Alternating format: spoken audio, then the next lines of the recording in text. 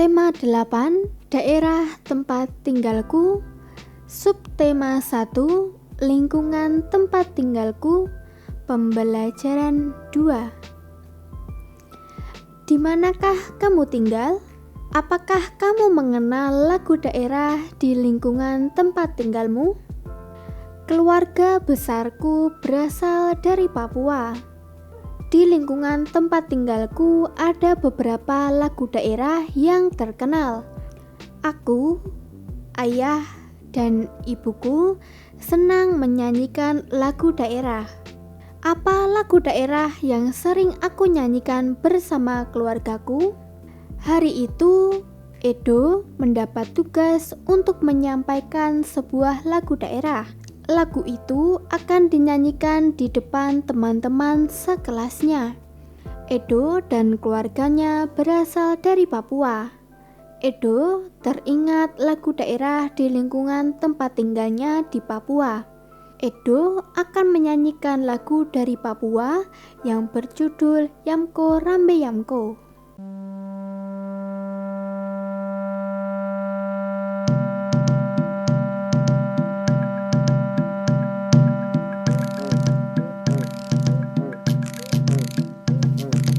Hey Yamko Rambe Yamko Aronawa Kombe.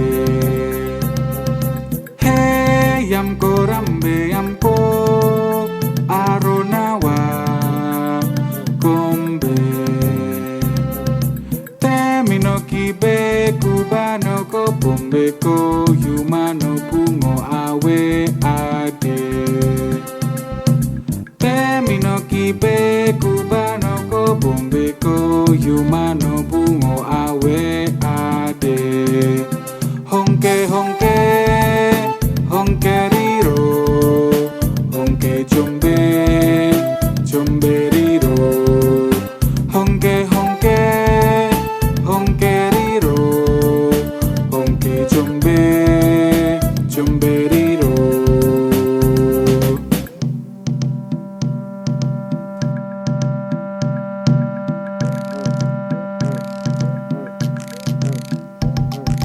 Hey Yamko Rambe Yamko Aronawa Kombe. Hey Yamko Rambe Yamko Aronawa Kombe. Temino kibe kubano ko bombe ko yumano bungo awe ade. Temino kibe kubano ko bombe ko yumano bungo awe ade. Honke honke honke riro honke jombe jombe riro honke honke honke riro honke jombe jombe riro.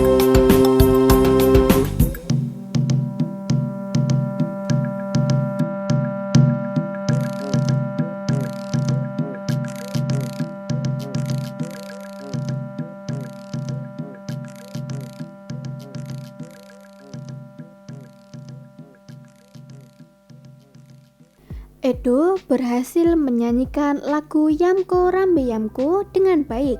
Saat bernyanyi, Edo memperhatikan tempo dan tinggi rendah nada. Apakah kamu masih ingat tentang tempo dan tinggi rendah nada? Mari mengingat kembali tentang tempo dan tinggi rendah nada. Tempo adalah cepat lambatnya lagu dinyanyikan. Tempo dibedakan menjadi 3 macam, yaitu tempo cepat, tempo sedang, dan tempo lambat. Pemilihan tempo dalam suatu lagu harus disesuaikan dengan isi lagu. Sebagai contoh, lagu yang menggambarkan keriangan biasanya menggunakan tempo cepat. Lagu untuk menidurkan bayi biasanya menggunakan tempo sedang ataupun tempo lambat. Sementara itu, tinggi rendah nada merupakan cara menyanyikan lagu sehingga menghasilkan nada tinggi ataupun nada rendah sesuai dengan notasi lagu. Berikut urutan tinggi rendah nada yang disebut tangga nada dengan notasi angka dan notasi balok.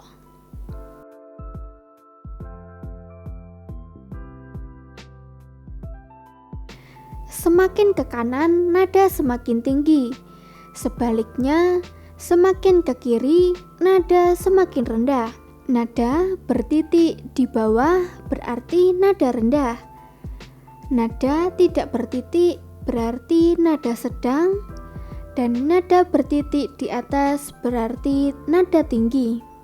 Nada-nada yang bertitik di bawah disebut tangga nada oktav rendah. Nada-nada yang tidak bertitik disebut tangga nada oktav sedang, dan nada-nada yang bertitik di atas disebut tangga nada oktav tinggi. Tangga nada adalah urutan nada yang disusun secara berjenjang. Susunan nada yang berurutan naik atau turun disebut tangga nada. Tentu saja, jarak antar nada yang berurutan itu naik atau turun tertentu pula. Do, re, mi, fa, sol, la, si, do.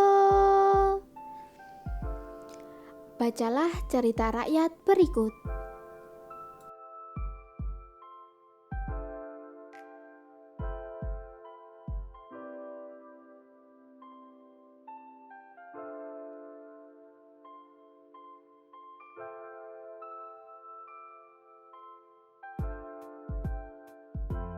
Jika anak-anak perhatikan lagi, cerita tersebut merupakan cerita fiksi. Apa cerita fiksi itu? Cerita fiksi adalah cerita khayalan yang tidak terjadi sebenarnya. Cerita fiksi dibuat berdasarkan pada imajinasi dan kreativitas dari si penulis cerita. Selain cerita fiksi, masih banyak lagi jenis-jenis cerita yang ada. Ayo kita pelajari.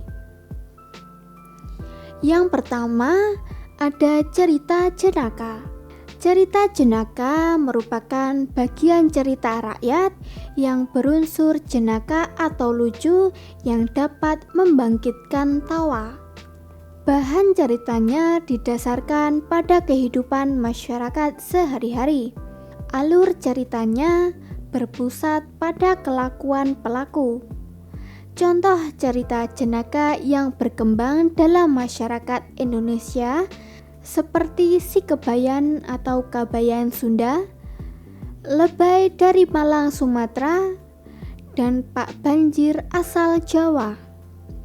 Kedua, mite atau mitos adalah cerita yang mempunyai latar belakang sejarah, dipercayai oleh masyarakat sebagai cerita yang benar-benar terjadi, dianggap suci, banyak mengandung hal-hal yang ajaib, dan umumnya ditokohi oleh dewa. Contoh mite di Indonesia antara lain Asal Mula Padi atau Dewi Sri, Jaka Tarub dan Dewi Nawang Mulan, Hikayat Sang Boma, terjadinya gerhana bulan atau petara kala.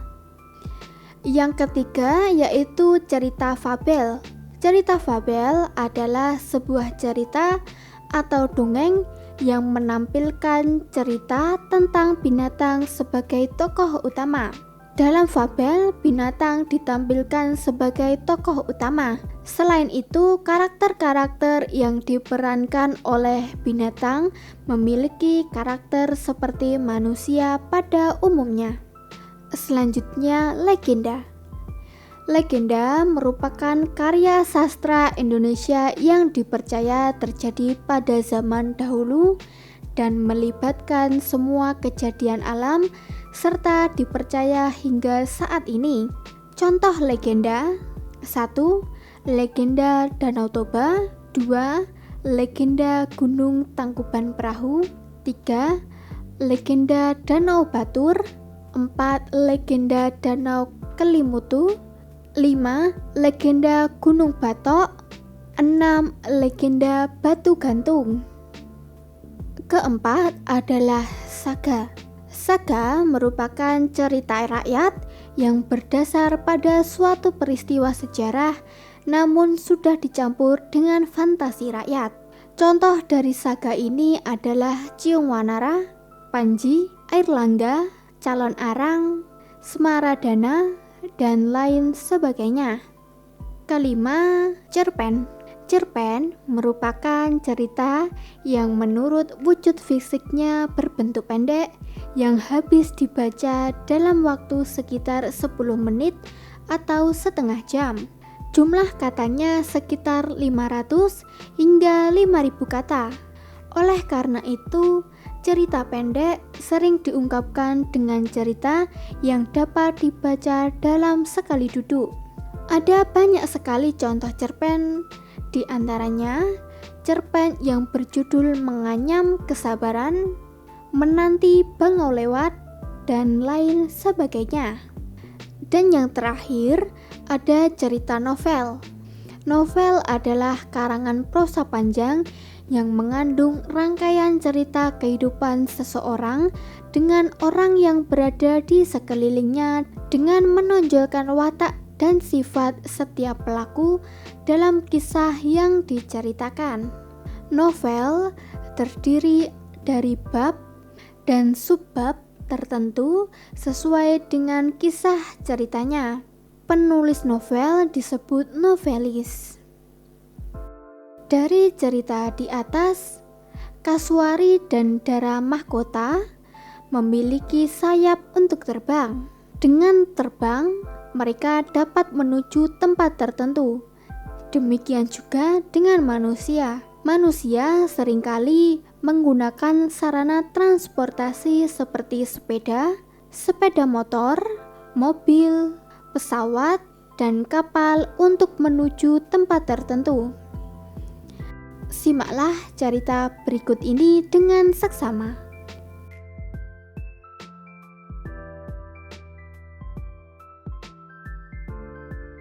Gaya adalah tarikan atau dorongan yang memiliki arah tertentu.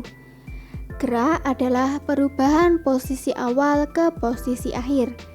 Jadi, suatu benda dikatakan bergerak jika benda itu mengalami perubahan posisi. Nah, anak-anak, dari bab ini apakah kalian sudah paham dengan materi yang disampaikan? Jika mengalami kesulitan, kamu dapat menanyakan kepada orang tuamu. Tetap semangat dan rajin belajar ya.